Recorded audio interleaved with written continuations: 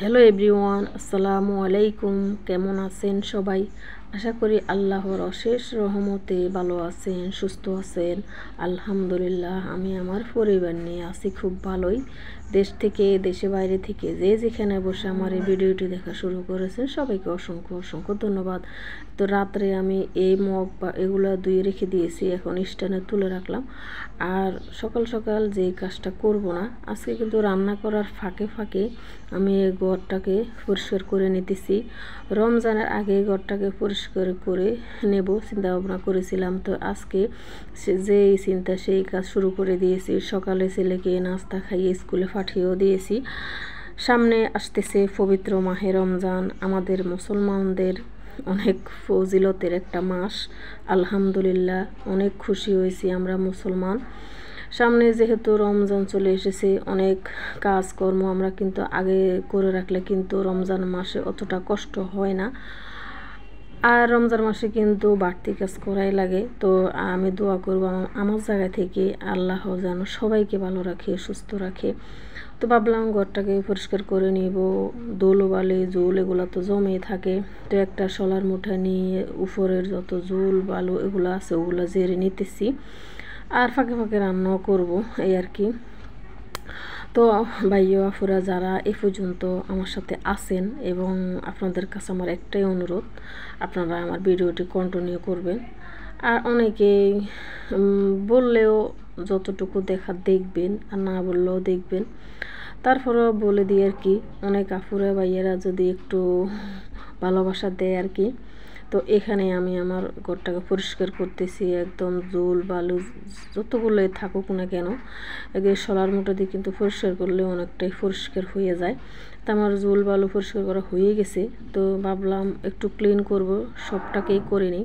তো এই যে সিলিং ফ্যানে কিন্তু অনেক ময়লাও হয়েছে। শীতকালে কিন্তু এই সিলিং ফ্যানটা অত পরিষ্কার করা লাগে না, কারণ ফ্যান যেহেতু চলা লাগে না শীতের কারণে। তো ঢাকা শহরে মাঝে মাঝে একটু ব্যবহার করা লাগে, একটু গরম লাগে। দেশ গ্রামে বা যারা গ্রামের বাড়িতে আছেন তাদের কিন্তু অতটা গরম লাগে না, সিলিং ফ্যানও পরিষ্কার করতে হয় না।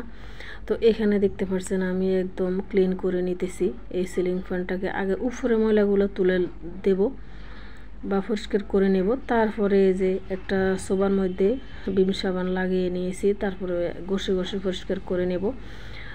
আজকে যেহেতু ঘরটাকে পরিষ্কার করব, তো সিলিং ফ্যান পরিষ্কার করাই লাগবে, কারণ ধুলোবালু পড়ে গেছে বা আগেরও জমা ছিল কিছুটা ময়লা।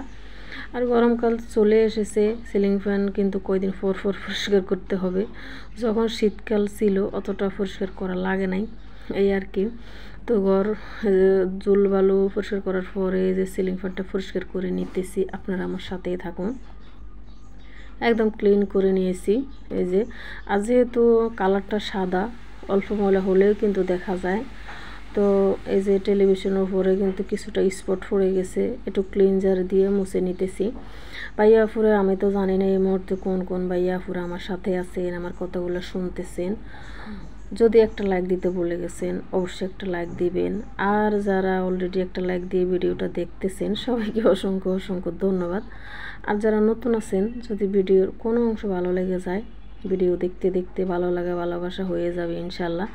যদি হয়ে যায়, চ্যানেলটি সাবস্ক্রাইব করে আমার পাশে থাকবেন, এই আর কি। আর এই যে আমার এই ছোট্ট একটা র্যাক, এটা আমি বানিয়েছি কয়েক মাস হয়েছে কিনা আমার হিসাব নাই। তো একটু গ্লাসের উপরেও কিন্তু অনেক স্পট পড়ে যায়, কারণ আমরা এগুলো কিন্তু দৌড়ে দৌড়ে দরজা খুলি বা একটা জিনিস নিই, তো স্পট পড়ে যায়, এটা পরিষ্কার করে নিয়েছি। আর ফ্রিজের উপরেও একটু ক্লিনজার দিয়ে পরিষ্কার করতেছি। যেহেতু সামনে রমজান মাসে কিন্তু আমাদের মুসলমানদের অনেক ইবাদত থাকে।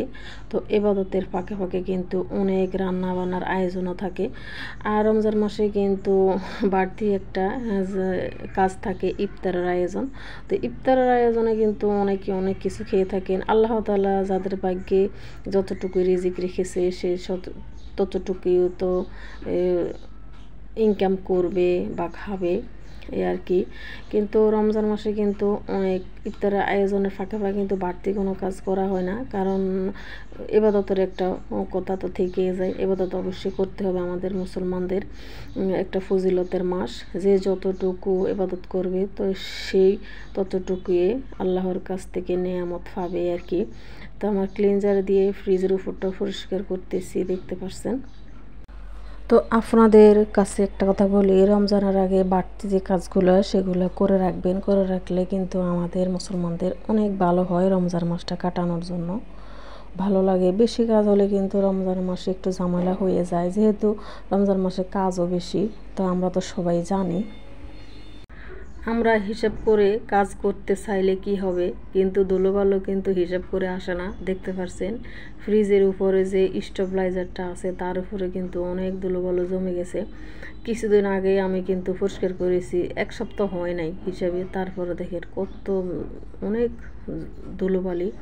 তো এগুলো একদম মুছে নিতে হবে, কারণ উপর থেকে তো জুলবালু ফেলেছি, তাতে কিন্তু অনেক ময়লা পড়ে গেছে ফ্রিজের উপরে। ওগুলো পরিষ্কার করতেছি। পরিষ্কার যেদিন পরিষ্কার করি ধুলোবালি বা একটু ক্লিন করতে চেষ্টা করি, ওদিন কিন্তু একটু ঝামেলা হয়ে যায়। কারণ কি হলো, আমি তো একা মানুষ, একদিকে কাজ করলে কিন্তু আরেক দিকে থেকে যায়। তো আমি কিন্তু রান্না বান্নাও করতেছি, আর ঘরে যে কাজগুলো আপনাদেরকে দেখাইতেছি এগুলো করতেছি, কাজ শেষ করতেছি। কারণ ধুলোবালু যদি থাকে তাহলে কিন্তু রান্না বান্না শেষ করে কিন্তু ঘরে নিয়ে আসলে ভালো লাগবে না। তো রান্না বান্না হইতেছে আমার ফাঁকের ঘরে, আমি ফাঁকে ফাঁকে গিয়ে কিন্তু রান্না বান্না করতেছি, বা যেটা যে করা লাগে ওটা করে আসতেছি, কিন্তু ওগুলো ভিডিও করা হয় নাই। কিন্তু লাস্ট পর্যায়ে দেখাবো আর কি রান্না করলাম। তো আপনারা যদি আমার কথা কাজে একটু মনও কষ্ট পেয়ে থাকেন বা খারাপ লেগে যায়, তো ক্ষমার সুন্দর দৃষ্টিতে দেখবেন, আপনাদের বোন মনে করে এ আর কি। তো আমার সাদামাটা জীবন, ছোট্ট সংসার এবং কি অল্প আয়ের পরিবারও তো আহামরিও কিছু নাই। তো যতটুকু আমার সংসারে কাজকর্ম রান্নাবান্না সেগুলো আপনাদের সাথে শেয়ার করতেছি। আপনাদের যদি ভালো লাগে অবশ্যই ভিডিওটা কন্টিনিউ করবেন, কিন্তু এই পর্যায়ে অনেকেরই কিন্তু জোর করাও চলে না। যার ভালো লাগে সে দেখবে, যার ভালো লাগবে না সে দেখবে না। ছোট্ট একটা কমেন্ট করলেও কিন্তু অনেক ভালো লাগে। আমি আপনাদের প্রতিটা কমেন্ট কিন্তু পড়ে থাকি। তো যদি ভিডিও দেখি, সময় পেলে কিন্তু আমি দেখি, আর সময় যদি না পাই কিন্তু পরের দিন দেখি। সব ভিডিও কিন্তু একদিনে দেখা সম্ভব না। এদিকে আমি ওয়াটারপ্রুফটাও কিন্তু পরিষ্কার করে নিতেছি। সবার ভিডিও কিন্তু একদিনে দেখা হয় না। আমি কিন্তু অনেকেরই দেখি প্রতিটা ভিডিওর মধ্যে কমেন্ট থাকে, আমি বুঝি না তারা কিভাবে এত ভিডিও দেখে প্রতিদিন। আমার কিন্তু বিশ্বাস হচ্ছে না যে তারা ভিডিওটা কন্টিনিউ করে।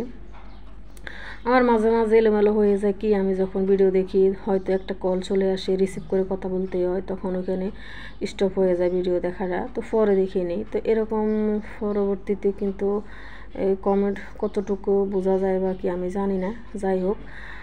আর ওই যে বললাম অনেক আপুদের আছে দেখি ভিডিও, প্রতিটা ভিডিওর মধ্যে কমেন্ট দেখি, কিন্তু কিভাবে এত ভিডিও তারা প্রতিদিন দেখে আমি বুঝি না। এত ভিডিও দেখাও কিন্তু সম্ভব হচ্ছে না।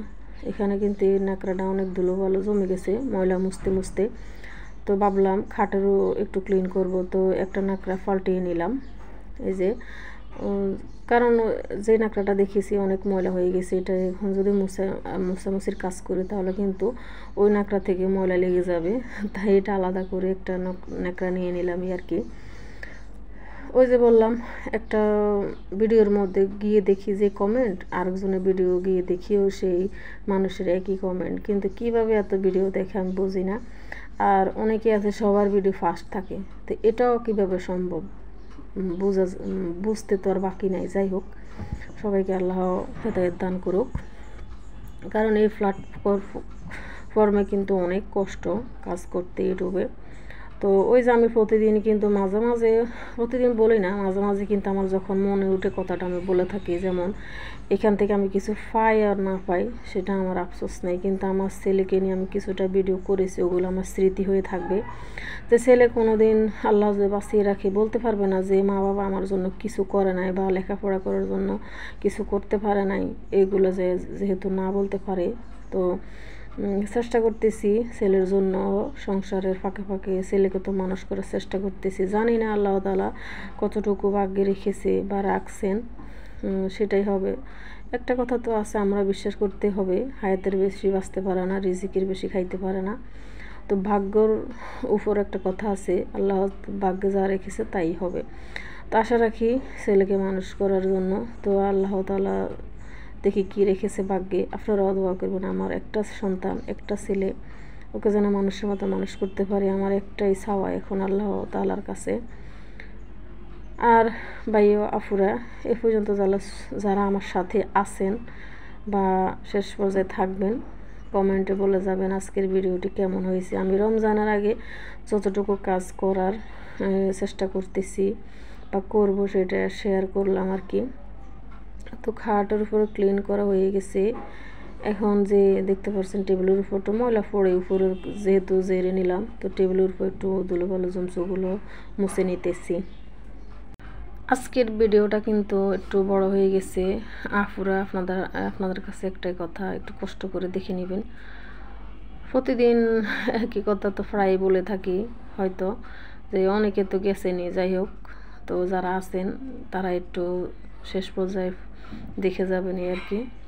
তো এখানে যে কথাটা না বললেই নয়, প্রতিটা আপুর কমেন্টে গিয়ে বা ভিডিওর মধ্যে দেখতে পাই, আমি যাদের ভিডিও দেখি সময় ফেলে দেখি কি লাইকের সংখ্যা একদম কমই থাকে। তো জানি না এমন কেন যে হয়, কারণ একটা লাইক দিতে কি কষ্ট লাগে, আহারে মানুষ। যাই হোক, আল্লাহ সবাইকে হেদায়েত দান করুক। তো আমি যে বললাম আজকে কি রান্না করতেছি, লাস্ট পর্যায়ে দেখাবো। এই যে ইলিশ মাছ ছিল অল্প কয়েক টুকরা, এই মাছ দিয়ে আমি আলু ভেজে নিতেছি শুকনো শুকনো করে। এখানে মরিচ, কাঁচামরিচ, তারপরে গুঁড়ো মরিচ, হলুদের গুঁড়া, স্বাদমতো লবণ, তেল, একটা টমেটো দিয়েছি কেটে, আর 4-5 পিস ছোটো ছোটো ইলিশ মাছ ছিল, ওগুলো দিয়ে একটু আলু ভাজা করে নিতেছি। যেমন আমরা আলু ভাজি করি, এই ভাজির সাথে ইলিশ মাছ দিয়ে এলাম, এই আর কি, মজা লাগে এই ভাজিটা খেতে। আর এখানে তরকারি রান্না হয়ে গেছে, ঘরে নিয়ে এসেছি, একটা সবজি রান্না করছি ইলিশ মাছ দিয়ে। এই তরকারি কালারটা দেখতে ভালোই লাগে আমার কাছে, যাই হোক। আর এখানে পাতলা ডাল বসিয়েছি চুলার উপরে, এখনও হয় নাই, হইতেছে আর কি। এর ফাঁকে ফাঁকে ঘরটা একটু ক্লিন করে নিতেছি, আর যেটুকু বাকি আছে ঘর ঝাড়ু দিতেছি, আর ঘরটা একটু মুছে নেব। তো সবাই ভালো থাকবেন, সুস্থ থাকবেন, আর আপনজনের ভালো করার চেষ্টা করবেন, আশেপাশে যারা আছে তাদেরও ভালো করার চেষ্টা করবেন, এই আর কি। পরবর্তী ভিডিওর আমন্ত্রণ আগ থেকে জানিয়ে রেখে দিলাম। সবাই ভালো থাকবেন। আসসালামু আলাইকুম।